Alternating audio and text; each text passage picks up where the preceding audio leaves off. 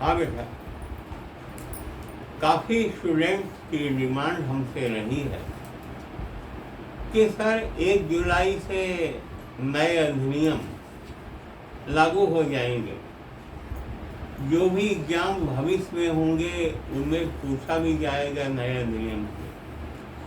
तो क्यों ना हम लोगों को एक एक अध्याय करके आप नए अध्याय में जो है उसका जानकारी दे दें, ताकि हम लोग अब उसी हिसाब से अपनी तैयारी करें।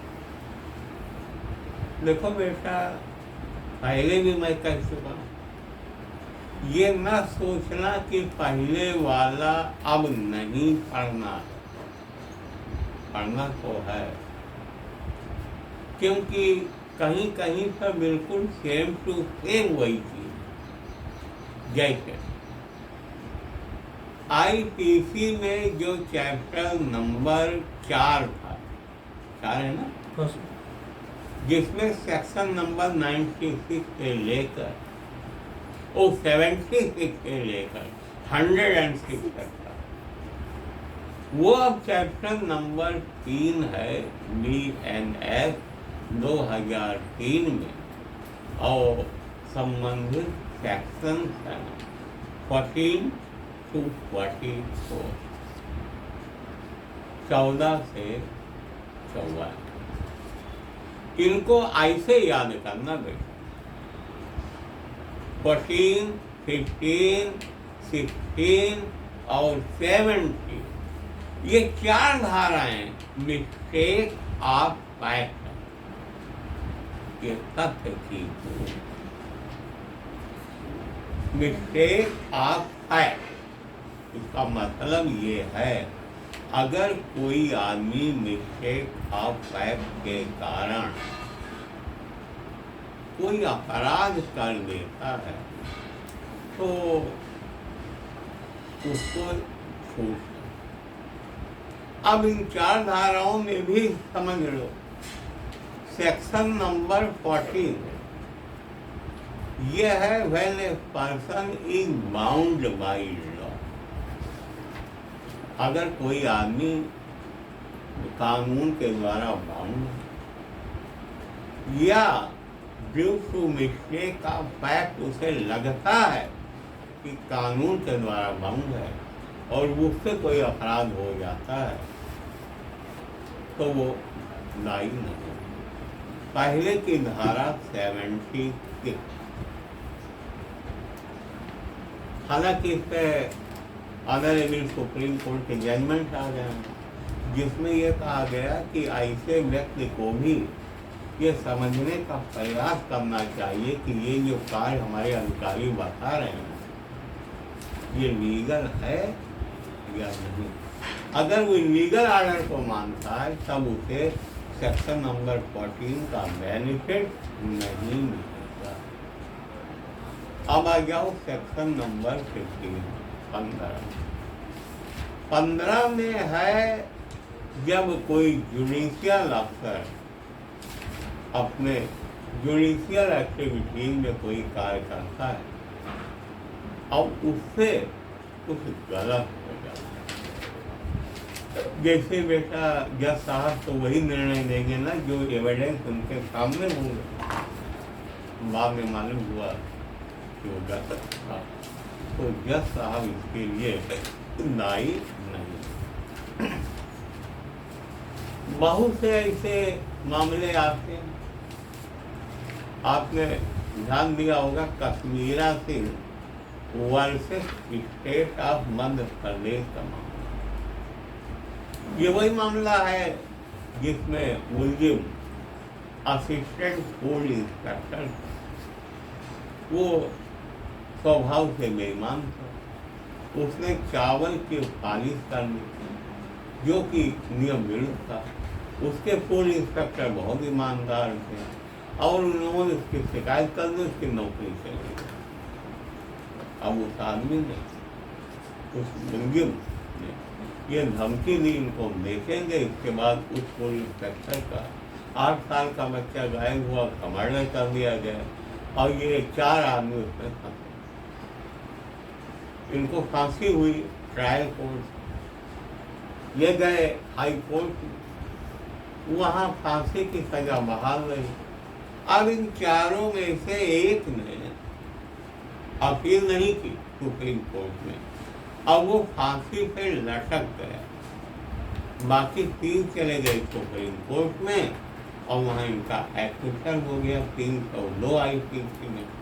अब सवाल है वो ट्रायल कोर्ट का जज क्या दोषी है नहीं दोषी, उसके सामने जो अवेलेबल आया रिकॉर्ड एविडेंस उन्होंने उस पर अपना जजमेंट दिया। तो 15 में सेक्शन ये जजों एक और ध्यान देना, एक और एक्ट बना हुआ है protection of judicial officer act 1950 का, उसमें भी उनको छूट दिया गया। नेक्स्ट धारा आती है 16 ये 16 को आगे नोट कर लेना, ये जल्लाद की धारा है। जल्लाद की धारा में क्यों कह रहे हैं? सेक्शन नंबर 16 में है अगर किसी जुडिशियल ऑर्डर के अनुपालन में कोई आदमी कार्य करता है, जैसे जेलर साहब या उनके स्टाफ, उसे जेल में कैद में रखते, फांसी हो गई, जल्लाद उन्हें फांसी पे लटका देता है, बाद में चाहे वो गलत ही हो तो जल्लाद क्यों फंसेगा भाई? उसने तो कोर्ट के आदेश का पालन किया। तो ये है सेक्शन नंबर 16 और चौथी धारा है सेक्शन नंबर 17। ये क्या है? 14 में था बाउंड बाई लॉ, 17 में है जस्टिफाइड बाई लॉ। अगर कोई आदमी कानून के द्वारा जस्टिफाइड है, वो कोई कार्य करता है और उससे कोई नुकसान हो जाता है तो वो दोषी नहीं है। इसको ऐसे ध्यान रखना कि जैसे किसी पुलिस के अफसर के पास वारंट का वारंट किया, वो लेके आया, हमारे इसी क्लास में कोई लड़का था जिसे उसे गिरफ्तार करना था, उन्होंने आके बाहर पूछा भी, किसी ने बता दिया एक दूसरे लड़के को ये है, और उन्होंने उसे बाहर निकालने से पकड़ लिया। हालांकि वो एक्ट गलत था, लेकिन वो दोषी नहीं होंगे। एक चीज और ध्यान देना, जस्टिफाइड बाई लॉ, CRPC 1973 में सेक्शन नंबर 43 था, क्या था?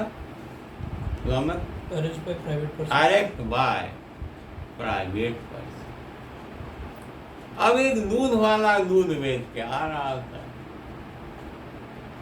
उसने देखा कि एक आदमी को दूसरा आदमी चाकू से मार रहा है, उसने साइकिल फेंका और दौड़ के पहुंचा, उनको पकड़ लिया, लग जाए थाने पहुंचा दिया।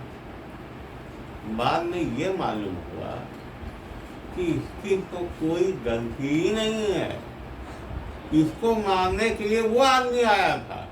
बाद में इसने अपने से बचाते हुए उसी का चाकू छीनकर उसी को मारा। तो क्या दूध वाला फंसेगा? नहीं, क्योंकि वो जस्टिफाइड बाई लॉ। ये हो गया बेटा, 4 धाराएं हैं मिस्टेक ऑफ फैक्ट से, 14 है, 15 है, 16 है, 17 और सेक्शन नंबर जो 18 है वो है एक्सीडेंट। कोई एक्ट जो एक्सीडेंटली किया जाए।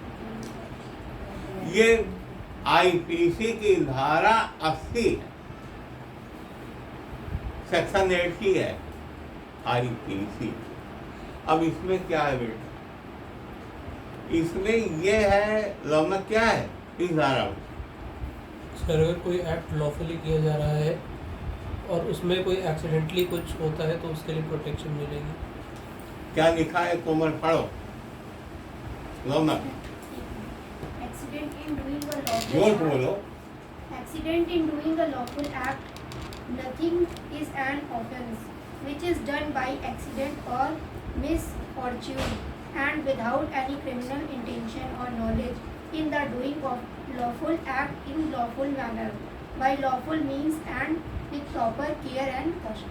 देखो बेटा, accident in a lawful act and by lawful means, दो चीज याद रखो,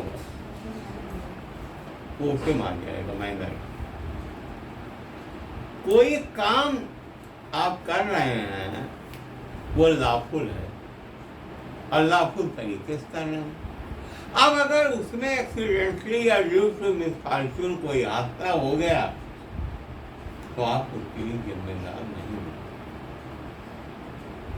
देखो उसमें इलस्ट्रेशन भी वही है जो अक्के में था। कोई आदमी कुल्हाड़ी से काम कर रहा है, वहाँ थोड़ी दूर में बच्चे खेल रहे, उसमें पर्याप्त सतर्कता बरती भी, लेकिन जिस समय कुल्हाड़ी ऊपर ले गया वो कहीं फल निकल गया लोहे वाला, अभी छोटे बच्चे के खोपड़ी में लग गया, वो टेम हो गया, तो क्या वो दोषी होगा? नहीं होगा। लेकिन एक चीज ध्यान रखो, लॉफुल काम होना चाहिए और लॉफुल मीन्स का माइनर होना चाहिए। एक मुकदमा था, जब डिटेल में पढ़ाएंगे दफा देंगे, उसमें दो लोग लड़ रहे थे, हाथापाई हो रही। एक की बीवी आ गई, तो जब किसी की बीवी आ जाती है तो कौन मार खाता है? पति। क्यों? बीवी एक हाथ पकड़ लेती है उसको। बीवी एक हाथ पकड़ लेगी, कहेगी मारो, कल मुझे मुंह कहाँ लग रहा है, वहां भी वही एक हाथ उसका पकड़ लिया, तब तक अगले ने ठोक दिया, यहाँ भी वही। और साथ में एक बहुत छोटी बच्ची ली थी गोद में। अब जब वहां गई कि जागेश्वर वाला केस है क्या? हाँ सर, जागेश्वर से एम्परर, जागेश्वर वर्सेस एम्पायर का केस। तो वो बच्ची भी ली थी, अपने पति का एक हाथ पकड़ ली, कहाँ अब इसके मुंह लग रहे, तो मैं उसने मारा, बाई न वो मुक्का उस बच्ची के मुंह पे लगा और बच्ची मर गई। बाद में उनके वकील साहब ने ये प्ली ली कि साहब इसे एक्सीडेंटली हो गया, इसको मारने का ना कोई इंटेंशन था ना मारे, वो तो मारता कि इसको मारने के लिए हाथ चलाया था ना, वो लग गया बच्ची को। लेकिन एक जगह मामला फंस गया, क्या ये लॉफुल एक्ट था? लड़ाई झगड़ा करना कौन सा लॉफुल एक्ट? इसलिए उनको सजा मिली। अब अगला सेक्शन आ गया, कौन सा? 90। क्या है ये? रौनक, सर नेसेसिटी। ये रूल्स ऑफ नेसेसिटी वाला सेक्शन नंबर 81 IPC का अब आ गया सेक्शन नंबर 90। क्या है इसमें? इसको कहते हैं आवश्यकता का सिद्धांत। कई बार जुडिशरी में या प्रोसिक्यूशन में पूछा गया है प्रीलिम्स में कि आवश्यकता के सिद्धांत को IPC में किस धारा में रखा गया है। अब पूछेंगे BNS के किस धारा में, तो किस धारा में है बच्चों? 90। इसको दो रूप में जानिए, एक तो आवश्यकता का सिद्धांत है और दूसरी बात है बड़ी हानि को बचाने के लिए छोटी हानि करने की परमिशन आई। आप जान रहे हैं कि जो हम कार्य कर रहे हैं इससे हानि हो जाएगी, लेकिन आप क्यों कर रहे हैं? क्योंकि अगर ये नहीं करेंगे तो बड़ी हानि होगी, इसलिए आपने छोटा काम। उसमें जो इलस्ट्रेशन वही है जो सेक्शन नंबर 81 है। एक आदमी अपनी पानी की जहाज लेके जा रहा है, सामने जो जहाज है, अब इसकी जहाज में इतना गड़बड़ी आ गई है कि कैप्टन को दो में से किसी एक जहाज में टक्कर मारना ही है, उसकी मजबूरी है अपने को और अपने यात्रियों को बचाना। वो एक में 25 यात्री हैं, एक में 80 यात्री हैं, वो 25 वाले में टक्कर मार सकता है। यह है बड़ी हान को बचाने के लिए छोटी हान का नुकसान। सेक्शन नंबर कौन चल रहा है? 19। हाँ, 2 मुकदमे भी याद रखिए। एक दिसंबर बनाम रूमल AIR 1951, Allahabad high court page number 500, और दूसरा R versus Dudley and Stephen. R versus Dudley, Stephen and other. ये शायद 1884 का केस, इंग्लैंड। इन दोनों को याद रखिए। ये इलाहाबाद हाई कोर्ट वाला जो केस है, ये इस पॉइंट पे है, बड़ी हान को बचाने के लिए छोटी हान का नुकसान। आप जानते हो बेटा, इसमें हुआ क्या? इसमें एक बड़ी जात के लड़के ने किसी छोटी जात के लड़की को छेड़ दिया और उस जात के 200 लोग लाठियां लेकर उसे गांव के बाहर एक बाग में घेर लिया।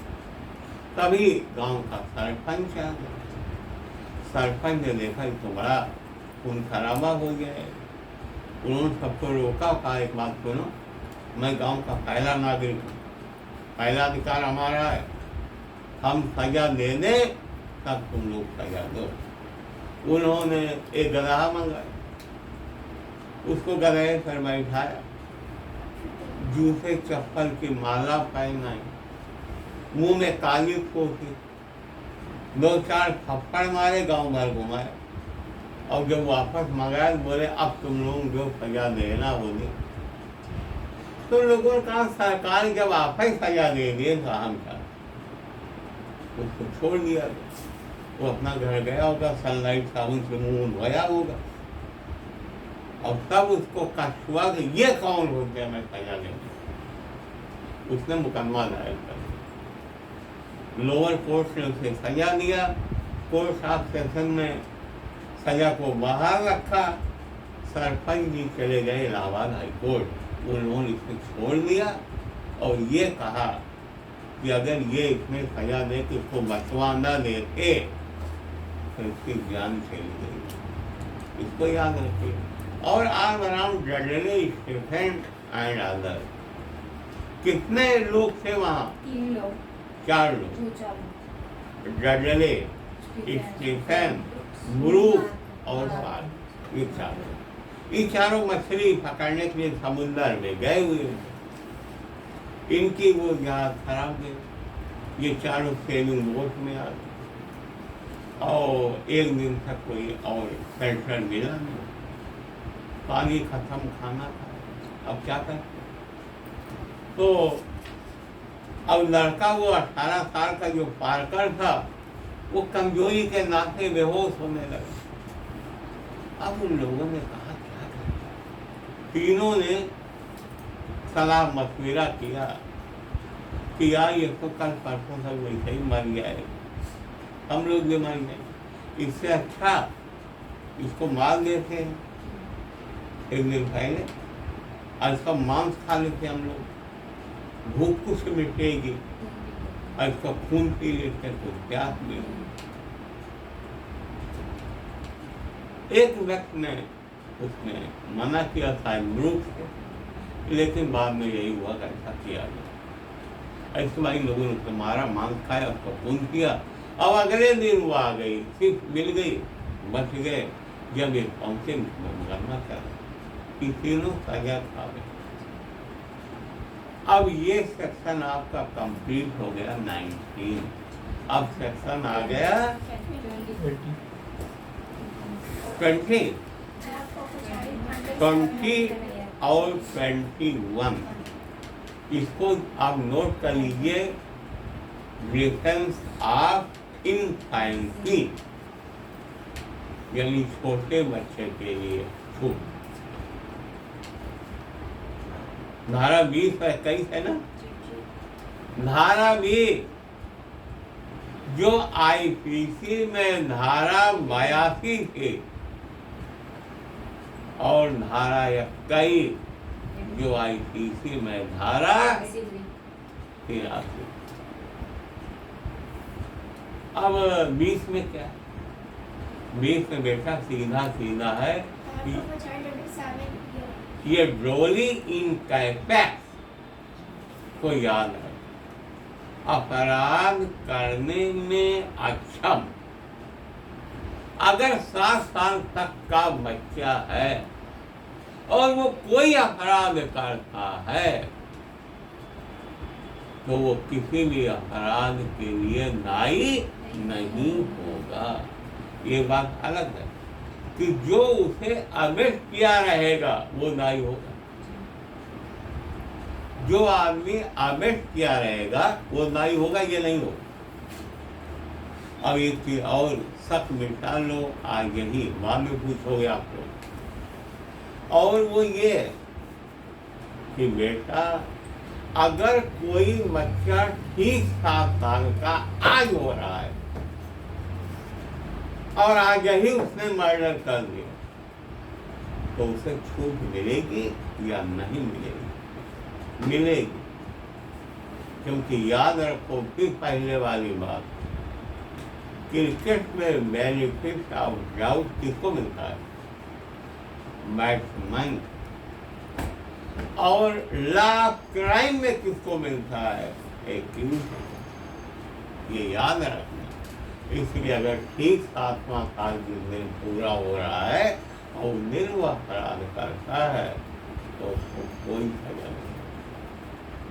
इसके साथ ही एक चीज बेटा और याद करना, वो ये है कि वो 7 साल तक का बच्चा अपराध करने के लिए अक्षम है, लेकिन गवाही देने के लिए सक्षम है।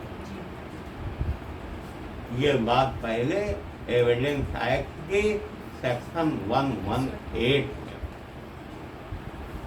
वो भले अपराध नहीं कर सकता लेकिन वो गवाही दे सकता। अब आ जाओ, कौन सेक्शन आया? 21 है 21। ये 7 से 12 के बीच का मसला, ये 50-50 है। क्योंकि अगर कोई बच्चा 7 साल से ज्यादा का है, 12 साल तक का है, तो ये देखेगी को कि उसने ये अपराध करते समय क्या पूर्ण रूप से जागरूक था कि वो क्या कर, अर्थात इन अदर वर्ड क्या उसे मालूम था कि वो क्या कर रहा? अगर उसे मालूम था तो सजा मिलेगी, और अगर उसे मालूम नहीं था तो छूट जाएगा। इस पर कौन सा केस है? Ulla Mahapatra versus state of Orissa.